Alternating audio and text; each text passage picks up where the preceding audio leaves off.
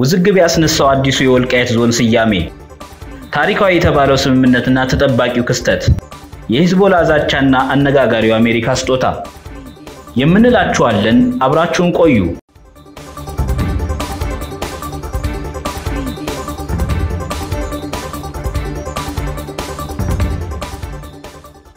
የሰሜን ጦርነትና በተለያዩ የሀገሪቱ ክፍሎች የተከሰቱ ግጭቶች ባስከተሉት ጉዳት ላይ ገንዘብ ሚኒስቴር ከዓለም ባንክ ጋር በመተባበር ያስጠና ሁለተኛ ዙር የዳሰሳ ጥናት በሚኒስቴሩ እየተገመገመ እንደሚገኝ ተሰምቷል። የዳሰሳ ጥናቱ ቡድን ጥናቱን አጠናቆ ለሚኒስቴሩ ያቀረበው ባለፈው ሐምሌ እንደነበር ታውቋል። ጥናቱ የተካሄደው ከ2015 እስከ 2016 ዓ.ም ሲሆን ጦርነቱና ግጭቶችን በግብርና ቱሪዝምና ኢንዱስትሪ ዘርፎች፣ በኢነርጂና ዲጂታል መሰረተ ልማት፣ በመንግስት አገልግሎቶችና በመኖሪያ ቤቶች ላይ በደረሱ ጉዳቶች ላይ ያተኮረ እንደሆነ ከሚኒስቴሩ ምንጮች ተሰምቷል። እንዳለ የትግራይ ተቃዋሚ ፓርቲ ሳልሳይ ወያነ የመንግስት ኮሙኒኬሽን ሚኒስትር በቅርቡ ወልቃይት ጠገዴ ሰቲት ሁመራ ዞን የሚል ስያሜ መጠቀማቸውን አውግዟል። ፓርቲው የአካባቢው ስያሜ ምዕራብ ትግራይ ሆኖ ሳለ ህገ መንግስታዊ እውቅና የሌለው ስያሜ መጠቀም ኃላፊነት የጎደለው ተግባር ብቻ ሳይሆን የፕሪቶሪያውን የግጭት ማቆም ስምምነት የሚጥስ ነው በማለት ተችቷል። ድርጊቱ መንግስት በአካባቢው ላይ በተፈጸመው የዘር ማጥፋትና የዘር ማጽዳት ወንጀሎች ተጎጂ ለሆኑ ዜጎችና ለጦርነቱ ተፈናቃዮች ወደ ቀያቸው መመለስ ግድ እንደሌለው የሚያሳይ ነው ያለው ፓርቲው መንግስት ከመሰለ የጦርነት ቃና ያለው ፕሮፓጋንዳ እንዲታቀብ ጠይቋል። አሁንም ከዚህ ዜና ሳንወጣ በኦሮሚያ ክልል ሰሜን ሸዋ ዞን ደራ ወረዳ በመንግስት ኃይሎችና በአማጺ የኦሮሞ ነጻነት ሰራዊት እንዲሁም በመንግስት ኃይሎችና በፋኖ ታጣቂዎች መካከል ከመስከረም 27 ጀምሮ በተካሄዱ ግጭቶች 7 ሰላማዊ ሰዎች እንደተገደሉ ከአካባቢው ነዋሪዎች መስማቱን ቪኦኤ ዘግቧል። የአካባቢው ነዋሪዎች የሟቾችን አስክሬኖች ጥቅምት 2 ቀን እንዳገኙ መናገራቸውን ዘገባው አመልክቷል። አንድ የአካባቢው አስተዳደር ባለስልጣን ግን በአካባቢው ምንም ውጊያ የለም በማለት ምላሽ መስጠታቸውን ዘገባው ጠቅሷል።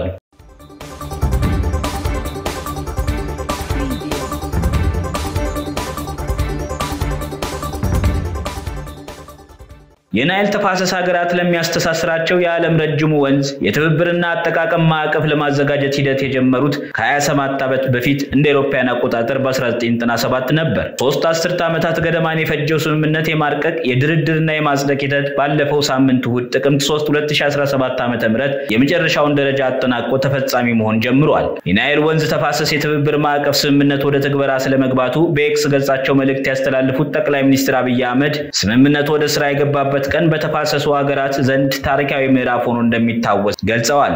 ለአመታት ከቆየ ድርድር በኋላ ግንቦት 2002 ዓ.ም በኡጋንዳ ኢንቴቤ ከተማ ለፊርማ የቀረበው ስምምነቱ እስከ የካቲት 2003 ዓ.ም ድረስ ኢትዮጵያን ጨምሮ 6 ሀገራት ፊርማቸውን አኑረውበታል። ዲሞክራቲክ ሪፐብሊክ ኮንጎና በስምምነቱ ሂደት በታዛቢነት ስትሳተፍ የነበረችው ኤርትራ ፊርማቸውን ያላኖሩ የተፋሰሱ ሀገራት ናቸው።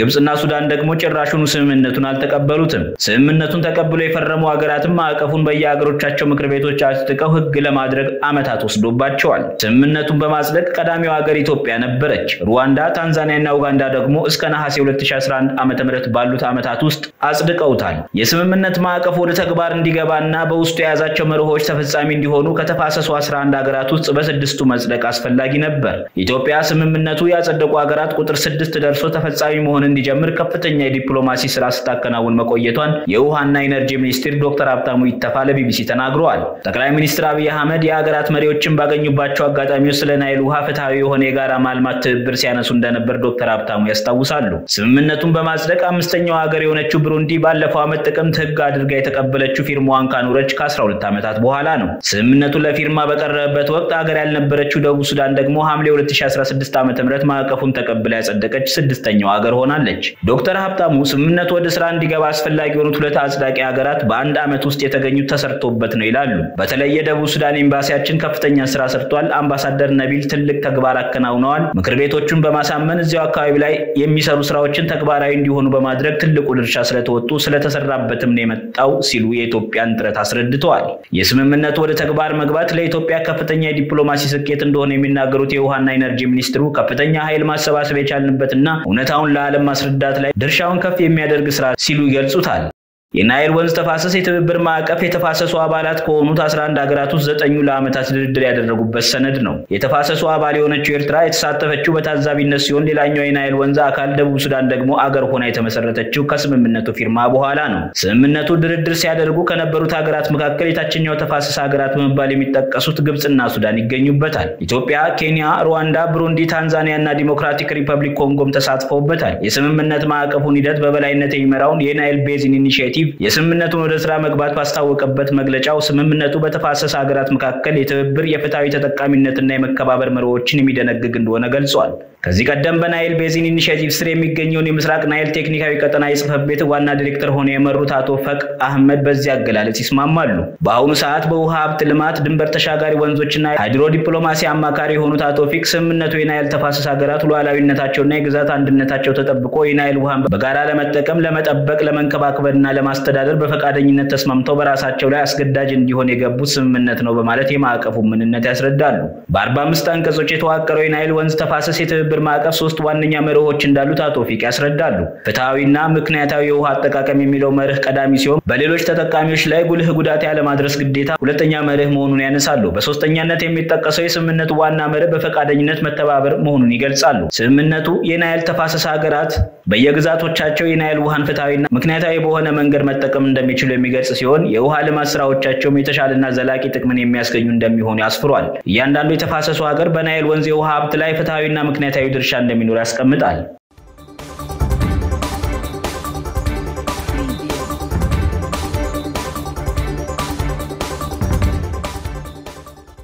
ሂዝቦላ በእስራኤል የትኛውንም ኢላማ መምታት እንደሚችል ዛተ። አንድ ዓመት ያለፈው የመካከለኛው ምስራቅ ጦርነት በየጊዜው መልኩን እየቀያየረ የቀጠለ ሲሆን እስራኤል በሊባኖስ የአየርና የመሬት ላይ ጥቃቷን ቀጥላለች። የአጸፋ እርምጃ እየወሰደ መሆኑን የሚናገረው ሂዝቦላ በበኩሉ እስራኤል በሊባኖስ በሁሉም ቦታ ጥቃት እያደረሰች መሆኗን ገልጿል። የቡድኑ ምክትል ኃላፊ ናኢም ቃሲም እንዳሉት ሂዝቦላ በእስራኤል የትኛውን ቦታ ላይ ጥቃት የመሰንዘር አቅም እንዳለው ተናግረዋል። እስራኤል በሊባኖስ ማንኛውም ቦታዎች ላይ ጥቃት እየሰነዘረች ነው ያሉት ምክትል አዛዡ ሂዝቦላን በተመሳሳይ እርምጃ ይወስዳል ብለዋል። እንደ ቃሲም ገለጻ ከሆነ ለጊዜው ሂዝቦላ የእስራኤል ወታደሮች ተቋማትን ብቻ ማጥቃቱን ይቀጥላል ማለታቸውን ሮይተርስ ዘግቧል። ቃሲም አክለውም ጦርነቱን ማስቆሚያ ብቸኛው መንገድ የተኩስ አቁም ነው ያሉ ሲሆን ይህን የምንለው ሽንፈትን በመፍራት አይደለም ብለዋል። እስራኤል በሂዝቦላ ስለተሰጠው አስተያየት እስካሁን በይፋ ምላሽ ያልሰጠች ሲሆን ጠቅላይ ሚኒስትር ቤንያሚን ኔታንያሁ ቤሩትን ጨምሮ ሂዝቦላ ባለበት ሁሉ እርምጃ እንደሚወስዱ ዝተዋል። 80 ሺህ ገደማ እስራኤላውያን ከሊባኖስ ድንበር አቅራቢያ ከሚኖሩበት ቤታቸው የተፈናቀሉ ሲሆን በሊባኖስ በኩል ደግሞ የተፈናቀሉ ዜጎች ቁጥር ከ2 ሚሊዮን በላይ ደርሷል። ሂዝቦላ ባሳለፍነው እሁድ በእስራኤል ወታደሮች ላይ በሰነዘረው ጥቃት 4 ወታደሮች ሲገደሉ ከ60 በላይ መቁሰላቸውን የሀገሪቱ መከላከያ ሚኒስትር አስታውቋል። የእስራኤል ነገር አፍንጫ ሲመታ የሆነባት አሜሪካ እጅግ ዘመናዊ የሆነውን የእስራኤል አየር መከላከል አቅም ያሳድጋል የተባለውን ታአድ የተሰኘውን ጸረ ሚሳኤል ስርዓት ለእስራኤል መስጠቷም ነው የተሰማው። የአሜሪካ መከላከያ ወይም ፔንታጎን አሜሪካ የከፍተኛ ቦታ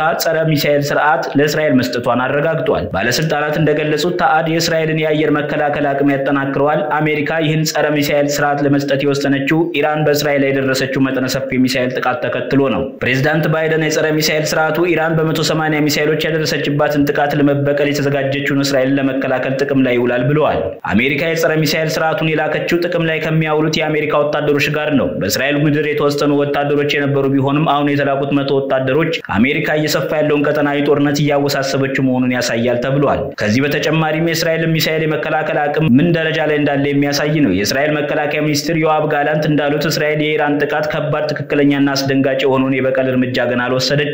ቴህራን በእስራኤል ላይ የተኮሰችውን በሊባኖስ የሚንቀሳቀሰው ሂዝቦላ መሪ ሐሰን ነስረላህን ቤሩት ውስጥ በመግደሏ ምክንያት መሆኑን ገልጻለች። የታአድ ጸረ ሚሳኤል ስርዓት የተላከው በእስራኤል የአየር መከላከያ ስርዓት ውስጥ የታየውን ክፍተት ለመሙላት ይሁን እስራኤል በኢራን ላይ ከፍተኛ ጥቃት እንደምታደርስ ለማመላከት የታወቀ ነገር የለም። ፕሬዝዳንት ባይደን እስራኤል በኢራን ኒውክሌር ጣቢያዎች ላይ በነዳጅ ወይም በኃይል መሰረተ ልማቶች ላይ ጥቃት እንዳታደርስ ጠይቀዋል። ያም ሆነ እስራኤል የአሜሪካን የጸረ ሚሳኤል መከላከያ ስርዓት እንደምትፈልግ ያመለክታል። እንደ ትልቁ የአሜሪካ ጦር መሳሪያ አምራች ሎክሂድ ማርቲን ከሆነ የታአድ ስርዓት ባለስቲክ ሚሳኤሎችን በማክሸፍ በጣም ውጤታማ ነው። ስርዓቱ 6 መኪና ላይ የተጠመዱ ማስወንጨፊያዎች ያሉት ሲሆን በእያንዳንዱ ማስወንጨፊያ ላይ ደግሞ 8 ማክሸፊያዎች ተገጥመውለታል። የአንዱ ባትሪ ወይም ሲስተም ዋጋ $1 ቢሊዮን ሲሆን ለማንቀሳቀስ 100 ሰዎች ያስፈልጋሉ። የታአድ ስርዓት በጣም የሚፈለግ የጸረ ሚሳኤል መከላከያ ስርዓት ነው። ዩክሬን ከሩሲያ የሚቃጣባትን የሚሳኤል ጥቃት ለመከላከል በጣም ትፈልገዋለች። ኢራን ከ2 ሳምንታት በፊት ያስወነጨፈችው ሚሳኤል በዌስት ባንክ ተመቶ ሲወድቅ አንድ ሰው ህይወቱ አልፏል። እስራኤል በአሜሪካ እገዛ የተሰሩ አሮው 2 እና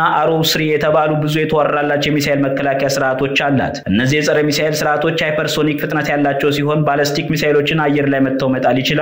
የታአድ ድጋፍ የባይደን አስተዳደር ለእስራኤል ያለውን ቁርጠኝነት ድጋፍ የሚያሳይ ነው የሚል ፖለቲካዊ ትርጉም ተሰጥቶታል። ከእስራኤል የወጡ ቁጥሮች እንደሚያሳዩት ከሆነ አሜሪካ ባለፈው ዓመት 500,000 ቶን የጦር መሳሪያዎችን ለእስራኤል ልካለች። ይህ በዋሽንግተን በኩል የተወሰኑ የፖሊሲ ስህተቶች መኖራቸውንም የሚያሳይ ነው። አሜሪካ መጀመሪያ ግጭት እንዳይባባስና በዲፕሎማሲ መንገድ እንዲፈታ በእስራኤልና በተቀናቃኞቿ ላይ ጫና ለማድረግ ትሞክራለች። ነገር ግን ይህ የማይሳካ ከሆነ የአጋሯን የእስራኤል ውሳኔ በመደገፍ ወታደራዊና ዲፕሎማሲያዊ ሽፋን ትሰጣለች። እስራኤል በጋዛ ሰብአዊ ድጋፍ የሚገባበትን ሁኔታ ካላስተካከለች የተወሰኑ ወታደሮች ድጋፎችን ልታቋርጥ እንደምትችል አሜሪካ ማስጠንቀቃለች። ባለፈው እሁድ ለእስራኤል ተልኳል የተባለው የአሜሪካ የማስጠንቀቂያ ደብዳቤ እስራኤል በጋዛ ሰብአዊ ድጋፍ እንዳይገባ መከልከሏና አሊያም እንቅፋት መሆኗን ያሳያል። ቴል አቪቭ በመስከረም ወር ብቻ 90% የሚሆን ከሰሜን ወደ ደቡባዊ ጋዛ የሚደረግ የሰብአዊ ድጋፍ እንቅስቃሴ ማወቋንም ጠቁሟል። በሰሜናዊ ጋዛ ድብደባዋን ያጠናከረችው እስራኤል በአሜሪካ የውጭ ጉዳይ ሚኒስትር አንቶኒ ብሊንከን እና በመከላከያ ሚኒስትሩ ሊዩድ ኦስቲን ተፈርሟል የተባለውን ደብዳቤና የአጋሯን ስጋት በአንክሮ እየተመለከተች ነው ብሏል። አክሲዮስ የተባለው ድረገጽ በዘገባው የእስራኤል ጦር በሰሜናዊ ጋዛ ያጠናከረው ጥቃት የሐማስ ይዞታዎች ያነጣጠረ መሆኑና የሰብአዊ ድጋፍ እንዳይገባ አለመከልከሉን ቢገልጽም በርካታ ንጹሃን ተገድለው የሰብአዊ ቀውሱም እየከፋ መሄዱን የመንግስታቱ ድርጅት ተቋማት ገልጸዋል። እስራኤል ከትላንት በስቲያ ሰኞ የዓለም የምግብ ድርጅት ድጋፍን የጫኑ 30 ተሽከርካሪዎች በኤሪዝ መተላለፊያ በኩል ወደ ጋዛ መግባታቸውን አስታውቃለች። የመንግስታቱ ድርጅት በሰሜናዊ ጋዛ ከ400,000 በላይ ፍልስጤማውያን አስቸኳይ ድጋፍ ቢሹም እስራኤል ሰብአዊ ድጋፍ እንዲገባ የፈቀደችው ከ2 ሳምንት በኋላ ነው ብሏል። አሜሪካ ለእስራኤል በጻፈችው ደብዳቤም በጋዛ ያለው የሰብአዊ ቀውስ እጅግ አሳሳቢ መሆኑና አስቸኳይ እርምጃ መወሰድ እንደሚገባም ጠቁሟል። እስራኤል በ30 ቀናት ውስጥ የሰብአዊ ድጋፍ በሚገባ እንዲገባ ካላደረገች እርምጃ ለመውሰድ እንገደዳለን ይላል ደብዳቤው። የአሜሪካ ሕግ የሀገሪቱን ሰብአዊ ድጋፍ ለሚገባው ወገኖች እንዳይደርስ ለሚያደርጉ መንግስታት ወታደራዊ ድጋፍ ማቋረጥ እንደሚገባ እንደሚያዝም ጠቅሷል። እስራኤል ሰሜናዊ ጋዛን ከማግለል ተቆጥባ በአራት ዋና ዋና መተላለፊያዎች በየቀኑ ቢያንስ 350 ድጋፍ የጫኑ ተሽከርካሪዎች ወደ ጋዛ እንዲገቡ መፍቀድ እንዳለባትም ነው ያሳሰበው። የአሜሪካ የውጭ ጉዳይ ሚኒስትር ቃል አቀባይ ማቲው ሚለር ደብዳቤው ሚስጥራዊ የዲፕሎማሲ ንግግር ስለሆነ ዝርዝሩን ለህዝብ ይፋ ማድረግ አንፈልግም ማለታቸውን ቢቢሲ ዘግቧል። ከሰብአዊ ድጋፍ ጋር በተያያዘ የሚቀርብባትን ወቀሳ የማትቀበለው እስራኤልም ስለ ደብዳቤው እስካሁን በይፋ የሰጠችው ምላሽ የለም። ቴል አቪቭ የመንግስታቱ ድርጅት ተቋማት ሰብአዊ ድጋፎችን ማከፋፈል ላይ ድክመት እንዳለባቸውና ሐማስ እርዳታ እየዘረፈ መሆኑን በመጥቀስ ውንጀላውን ስትቃወም መቆየቷ ይታወሳል። ቸር ይቆዩን።